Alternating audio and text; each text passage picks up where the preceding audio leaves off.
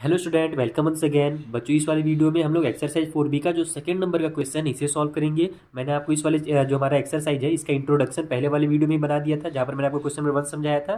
तो वो वीडियो अगर आपने नहीं देखा तो जरूर देख लेना, उसका लिंक आपको नीचे डिस्क्रिप्शन बॉक्स में मिल जाएगा। उसके अलावा देखो, जो जितने भी हमारे आगे के क्वेश्चन है ना, वहाँ पर अपने को ग्राफ ड्रॉ करना है।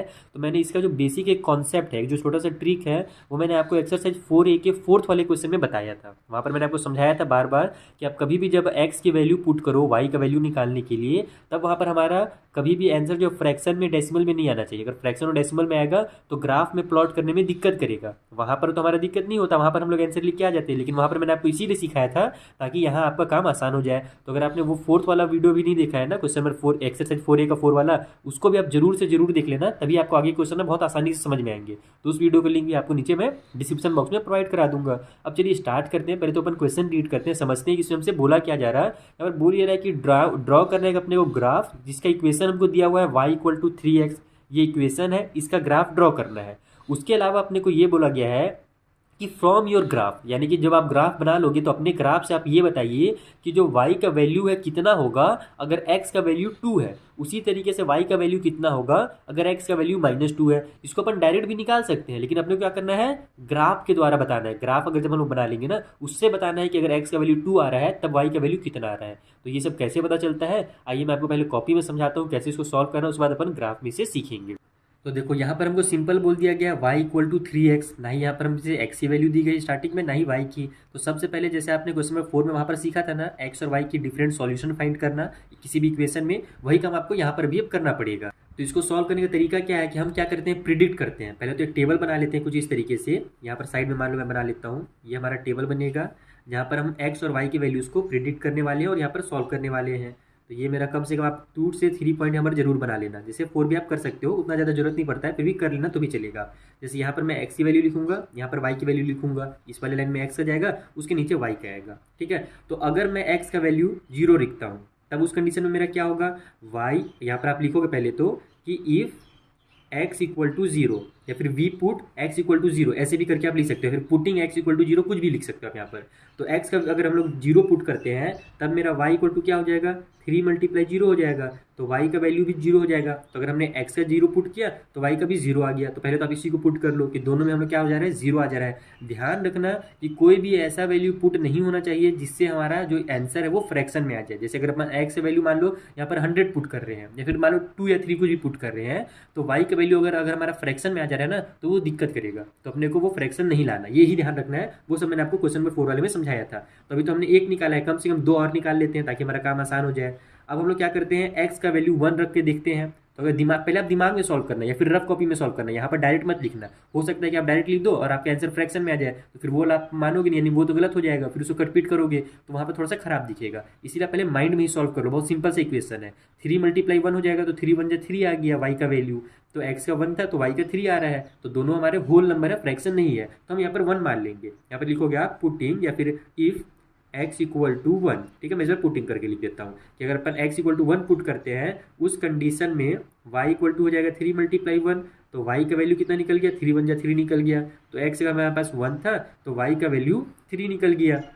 उसी तरीके से एक आंक और बना लो। अगर मैं यहाँ पर x का वैल्यू 2 पुट करता हूँ तो 3 × 2 = 6 हो जाएगा, है ना, y का वैल्यू। तो यहाँ पर दोनों मेरे होल नंबर आ जाएंगे। तो फिर से वही करो कि x = अगर अपन 2 पुट करते हैं तो y = हो जाएगा मेरा 3 × 2। तो y = हो जाएगा 3 × 2 = 6। तो यहाँ पर हमने 3 इक्वेशन बना लिए। 3 पर्याप्त है, बाकी आप आगे चाहो तो भी बना सकते हो, नहीं भी बनाओगे। अच्छा रुको एक सेकेंड, नहीं नहीं नहीं, यहाँ पर अपन 2 नहीं लेंगे। क्यों नहीं लेंगे 2, क्योंकि क्वेश्चन हमसे क्या बोला गया था। यहाँ पर मैं आपको एक बार क्वेश्चन दिखाता हूँ कि फाइंड कीजिए x का वैल्यू अगर 2 है तब कितना आंसर आएगा, उसी तरीके से x का वैल्यू अगर -2 है तब कितना आंसर आएगा। तो ये अपने को ग्राफ से फाइंड करना है, इसको अपन सॉल्व करके फाइंड नहीं कर सकते। तो ये वाला काम आपको यहाँ पर नहीं करना है। जो चीज़ आपसे बोला गया ग्राफ में फाइंड करने के लिए ना, उसको आप डायरेक्ट ग्राफ में फाइंड करोगे, ऐसे लिख के नहीं करना। तो x का अगर अपन 1 ले लिए हैं, अब x के बाद 2 आ जा रहा है, तो हम लोग आगे नहीं बढ़ेंगे, अब हम लोग पीछे चल जाएंगे। 0 ले ही लिए थे, 1 ले ही लिए थे, उससे पहले क्या आता है, -1 आता है। तो अगर x का वैल्यू अपन -1 लेते हैं तो उस कंडीशन में क्या हो जाएगा हमारा, y = इसको ऐसे बना देना ताकि समझ में आए कि हम लोग थर्ड पार्ट सॉल्व कर रहे हैं। तो y इक्वल टू हो जाएगा हमारा 3 मल्टीप्लाई -1 इस तरीके से। तो y का वैल्यू कितना निकल गया, 3 1 जा 3 यानी -3 निकल गया। तो यहाँ पर हमारा -1 हो गया। अब मैं x का -2 भी नहीं ले सकता क्योंकि वही हमसे क्वेश्चन में बोल दिया गया है। तो बस ये तीनों वैल्यू आपको रखने हैं। x का वैल्यू हमने -1 निकाला तो y का वैल्यू जो है वो -3 हो गया। ये 3 वैल्यू मिल गया ना। अब इसको आप क्या करो, ग्राफ में प्लॉट करो। ग्राफ में आइए, मैं पहले ग्राफ बना लेता हूँ। मैंने देखो क्वेश्चन नंबर 1 में आपको बोला था ना कि ग्राफ बनाने यहीं पर सीख लो, क्योंकि आगे के जो वीडियोस आएंगे उसमें मैं टाइम वेस्ट नहीं करूँगा ग्राफ बनाने में, क्योंकि बहुत ज़्यादा टाइम लग जाता है फालतू में। तो मैं वीडियो पॉज करके ग्राफ बना लेता हूँ और उसमें डायरेक्ट हम लोग यहाँ पर पुट करेंगे। अगर आपको ग्राफ बनाना सीखना है तो क्वेश्चन नंबर 1 वाला वीडियो देख लेना। तो देखो आपको कुछ इस तरीके से पहले तो ग्राफ बना लेना है। आपके पास देखो ज़्यादा बड़े नंबर है नहीं, 1 2 3 तक गया है। उसके बाद अपने को x का वैल्यू 2 दिया गया है। तो हम यहाँ पर साफ साफ देख सकते हैं कि अगर हम लोग x का वैल्यू यानी कि x का वैल्यू अगर 1 है तो फिर y का वैल्यू 3 है। तो जाहिर सी बात है x का वैल्यू 2 होगा तो y का वैल्यू 6 हो जाएगा, उससे ज़्यादा तो जाएगा नहीं। तो आपको क्या करना है, 6 तक ही बना लेना है। बाकी जब जरूरत पड़ेगा तो आप आगे बढ़ा सकते हो, लेकिन ज़्यादा जब बड़ा बना दोगे ना तो छोटा नहीं कर सकते। तो पेज बचाने की कोशिश किया करो ग्राफ बनाने में। बाकी अगर अच्छा से बनाना है तो पेज हो जाएगा, कुछ मत बचाना, सीधे सीधे बना देना। तो चलो अब यहाँ पर हम लोग इस तरीके से ग्राफ बना लिए। हम क्या देखते हैं कि x की वैल्यू जब हमने 0 निकाला तो y का वैल्यू भी 0 था। तो देखो ये जो हमारा पॉइंट होता है इसको बोलते हैं ओरिजिन पॉइंट, मूल बिंदु। ये हमारा होता है 0 0, इसी को बोला जाता है स्टार्टिंग पॉइंट। इसी को अपन 0 0 से डिनोट करते हैं, क्योंकि इधर हम लोग ना ही x की तरफ बढ़े हैं और ना ही अपन y की तरफ बढ़े हैं। इधर x एक्सिस होता है हमारा प्लस वाला, इधर माइनस वाला। इधर ऊपर में जाता है y एक्सिस प्लस वाला और नीचे में y जाता है माइनस वाला। ठीक है, ये ध्यान रखना। तो ये वाला जो मेरा पॉइंट होता है यहाँ से स्टार्ट होता है, इसीलिए इसको ओरिजिन बोला जाता है। और इसी का जो पॉइंट होता है ये होता है 0 और 0, इसके जो ऑर्डिनेट होते हैं वो 0 0 होते हैं। तो x भी 0 आ गया, y भी 0 आ गया यहाँ पर हमारा। ठीक है, अब हमने क्या देखा कि जब हमने x का वैल्यू 1 पुट किया तो y का वैल्यू 3 निकला था। तो x का 1 कहाँ पर आएगा, x का 1 आएगा यहाँ पर हमारे पास।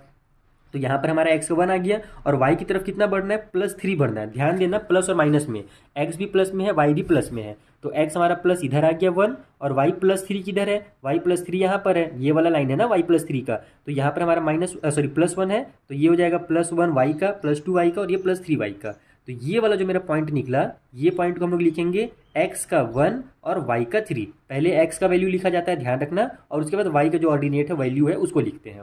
तो ये जो पॉइंट बना हमारा, ये 1 और 3 बना।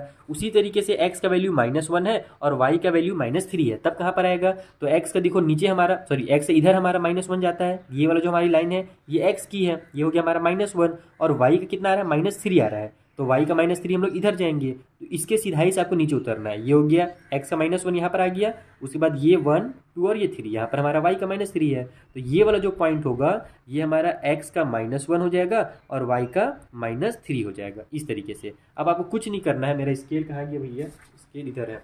आपको सिंपल जो पॉइंट्स अभी मिले हैं ना, इन पॉइंट्स को मिला करके लाइन को बड़ा कर देना है, एकदम सिंपल सा। देखो ये पॉइंट हो गया मेरा, एक ये पॉइंट हो गया। एकदम सीधा लाइन बनाने की कोशिश करना ना, अगर टेढ़ा लाइन बनेगा तो फिर दिक्कत करिएगा। ठीक है, तो ये मेरा अच्छे से मिल रहा है। यहाँ पर ये आ गया और ये आ गया, थोड़ा सा तिरछा हो जा रहा लगता है। एक सेकंड में पॉइंट को अच्छे से बना देता हूँ, उसके बाद मिलाता हूँ।